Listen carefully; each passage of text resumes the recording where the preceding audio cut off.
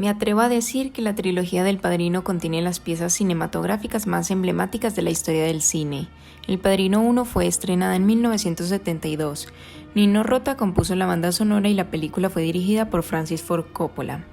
La primera escena ya de por sí es un ejemplo perfecto de cómo se debe empezar una película, pues se introducen las motivaciones y necesidades de los personajes, al igual que el tono de la historia. Como dato curioso, la película es una adaptación de la novela escrita por Mario Puzo, titulada El Padrino. No olvides suscribirte y darle me gusta a este video. Ahora sí, comencemos con la primera parte del análisis de la trilogía del Padrino.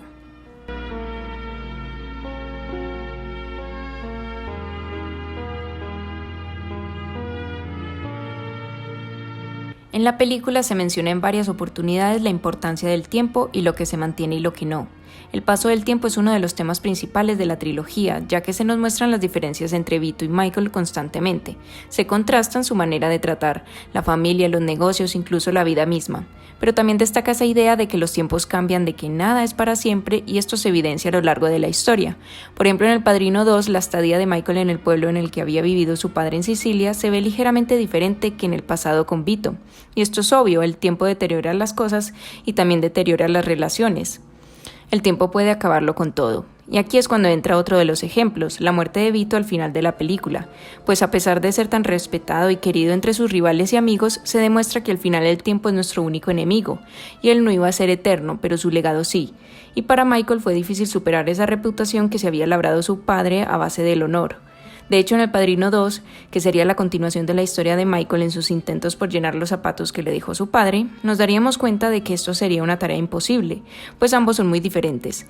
La primera diferencia se nos plantea en la segunda parte del Padrino, ya que se nos muestran los esfuerzos que Vito tuvo que pasar para conseguir lo que Michael tenía dado desde nacimiento.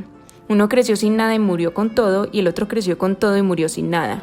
Por eso el paralelismo de la muerte de Michael con la de Vito. Pero no nos adelantemos, pues haré un video por separado para cada película.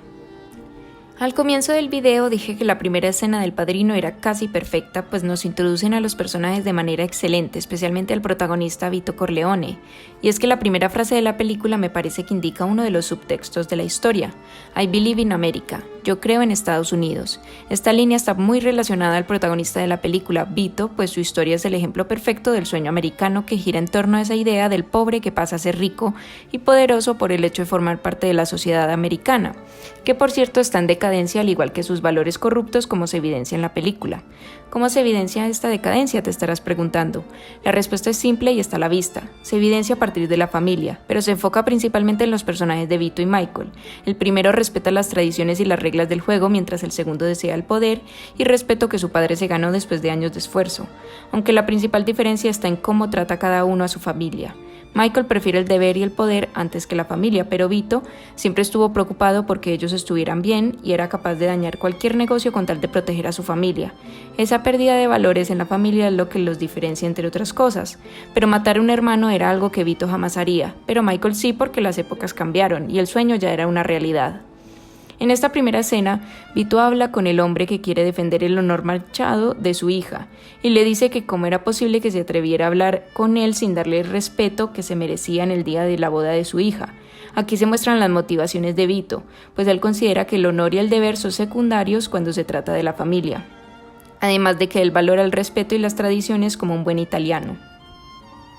Otra de las diferencias entre ambos personajes es bastante clara y se nos muestra por medio del recurso del flashback en El Padrino 2, pues vemos desde la perspectiva de Vito un muchacho que llegaba a Estados Unidos con la esperanza de una vida mejor y que tuvo que soportar los trabajos y humillaciones para permitirse soñar y eventualmente cumplir el sueño americano.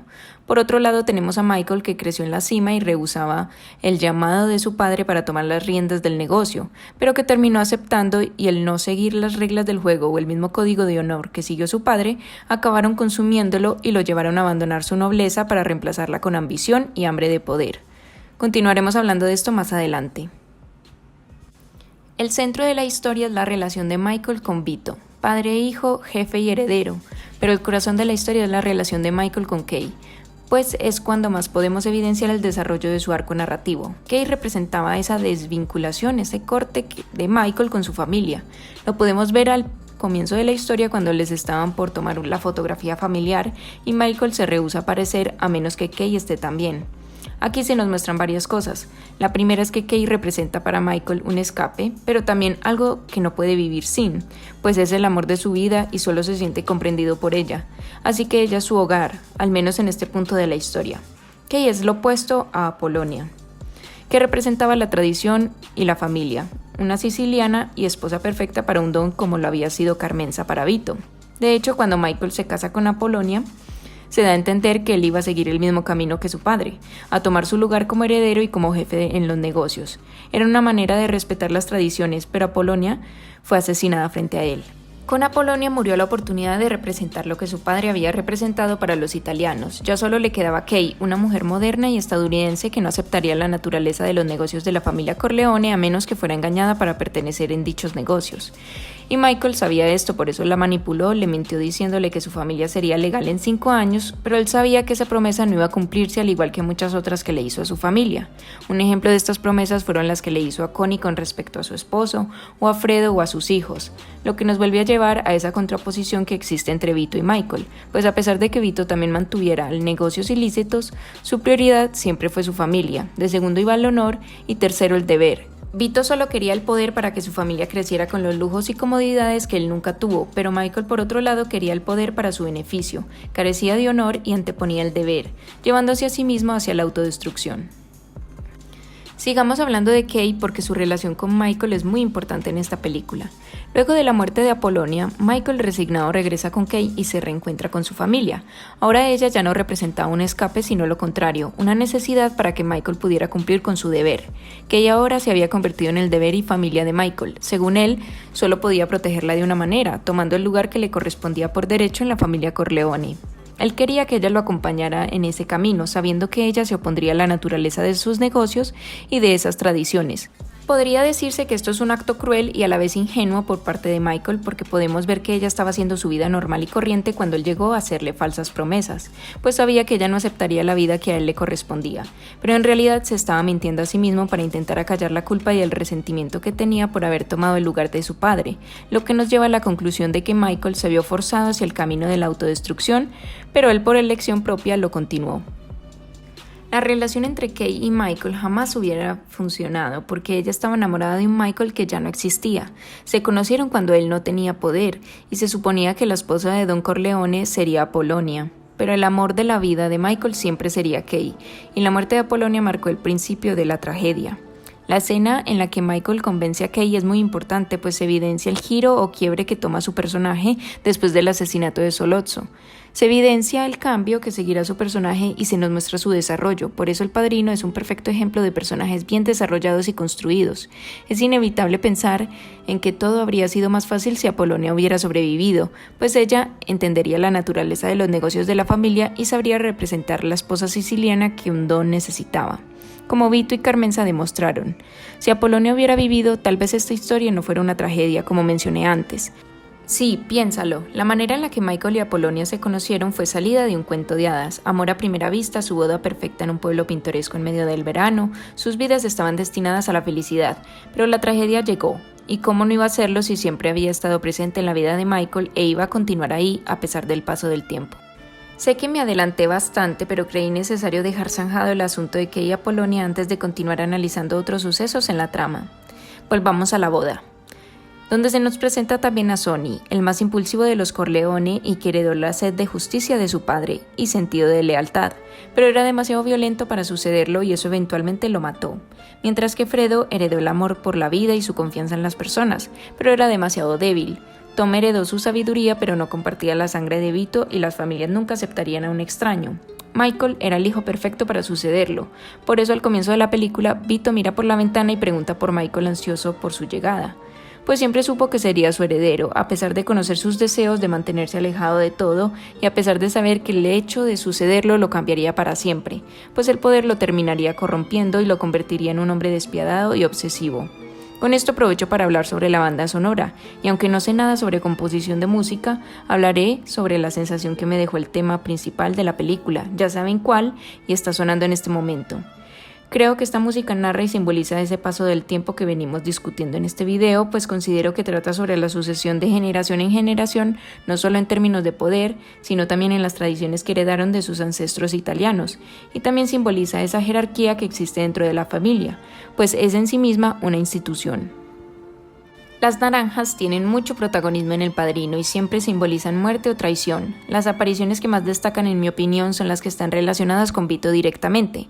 Por ejemplo, cuando Vito y Tom discuten acerca de Sollozzo, aparecen unas naranjas en el mismo mercado donde tratarían de asesinar al patriarca de la familia Corleone. Aparecen por segunda vez cuando Vito sufre el atentado y por último aparece cuando muere y usa una cáscara para asustar a su nieto. En El Padrino 2 y 3 también se utilizan a las naranjas como recurso visual para representar esas dos simbologías anteriormente mencionadas, además de que el color naranja también está presente en el vestuario de los personajes. Usualmente lo podemos ver en el personaje de Kay. Hablando de simbolismos, tenemos que mencionar la cabeza de caballo, esa escena tan emblemática que representa el alcance del poder, la impunidad y la pérdida de valores que antes mencionábamos en El Padrino. Cuando Vito es herido en el mercado, podemos ver la reacción que tuvieron sus 3 hijos. Fredo no supo nada más que hacer y se sentó derrotado para ponerse a llorar. Michael estaba con Kay y ni siquiera se hubiera enterado de la noticia si Kay no hubiera visto el periódico. Su primera reacción es de conmoción, después de confusión y finalmente tiene el impulso de ir a estar con su familia, que lo necesita en este momento, de ir a acompañar a su padre. Sonny tiene miedo y está paranoico cuidando de su propia familia, buscando iracundo quién podría haber traicionado a su padre. En ese momento recibe una llamada que le dice que recibirán una propuesta por medio de Tom, el consejero de la familia. Aunque aquí entran en una encrucijada, pues Luca Brasi está durmiendo con los peces y Michael es el único que conoce la solución a todos sus problemas. La única solución, y es que él asesine a Sollozzo. Antes de que pase esto, Michael salva a Vito de una muerte segura en el hospital y lo protege como él le enseñó, por la familia. Cuando lo terminan de mover de la habitación, Michael le dice a su padre, «Estoy contigo ahora», y él le sonrió, estando finalmente en paz. La muerte de Santino lleva a los Corleone a conseguir la paz con las otras familias, así que los patriarcas de cada familia de Nueva York tienen una reunión y allí nos damos cuenta de que, a pesar de ser enemigos, todos respetan a Vito por lo que representa, que son los valores y tradiciones forjados por los inmigrantes que llegaban con esperanza a América y que ahora, por el paso del tiempo, está perdida. La masculinidad es una parte fundamental del Padrino, pues las tradiciones y valores sicilianos se basan en una sociedad patriarcal que tiene como institución a la familia, como mencioné anteriormente. De ahí esa idea de que los hombres son los herederos y las mujeres las que cuidan a los niños. El mismo Vito lo menciona antes de su muerte. Las mujeres y los niños pueden ser descuidados, pero no los hombres. Todo esto por esa idea de responsabilidad y deber que rodeaban dichos valores y tradiciones. Me pareció interesante compartir esa observación, además porque me parece al mismo tiempo irónico que se crea que solo los hombres pueden proteger la familia, cuando ellos son los que la ponen en constante peligro. En esta misma escena que están en el jardín, Vito le confiesa a Michael que él no quería esa vida para él. Después le dice, «Nos faltó tiempo, Michael, nos faltó tiempo». Michael le responde, «Algún día llegaremos ahí, papá». Pero Michael no sabía que el tiempo estaba en su contra y que esa sería la última conversación con su padre. En el bautismo del hijo de Connie, Michael se ofrece para ser el padrino del niño. El padre le pregunta a Michael, mientras se muestran una serie de secuencias que lo involucran con un asesinato. El sacerdote le pregunta, ¿crees en Dios Todopoderoso? A lo que Michael responde, sí creo. Luego le pregunta si cree en Jesús y en la iglesia. Michael responde que sí a ambas preguntas. Por último le pregunta, ¿renuncias a Satanás? Y en ese momento la matanza comienza. Mientras se escucha el sí renuncio de Michael. El espectáculo acaba y el padre le dice a Michael que esté en paz y que Dios lo acompañe. Aquí Michael ya estaba corrupto, y es una manera muy ingeniosa de resumirnos su desarrollo como personaje en una sola escena, pues Michael pasó de ser una persona noble a un ser despiadado que tiene las manos manchadas de sangre. Esto se confirma cuando manda matar a su cuñado por haberle pegado a su hermana. Por esto confirmamos que él no va a ser como Vito en ningún aspecto, pues trata a la familia de manera diferente. No lo ve como algo personal, sino como negocios nada más. Kay habla con Michael en su despacho y le pregunta si es cierto que mandó a matar al marido de su hermana. Él le responde que no, mirándola a los ojos. La abraza y la besa. Ella sale de la habitación para servir unos tragos y en ese momento entran los hombres de Michael que antes pertenecían a Vito y le juran lealtad, besándole la mano como dicta la tradición siciliana. Kay se da cuenta en ese momento que el Michael que alguna vez conoció no existe más.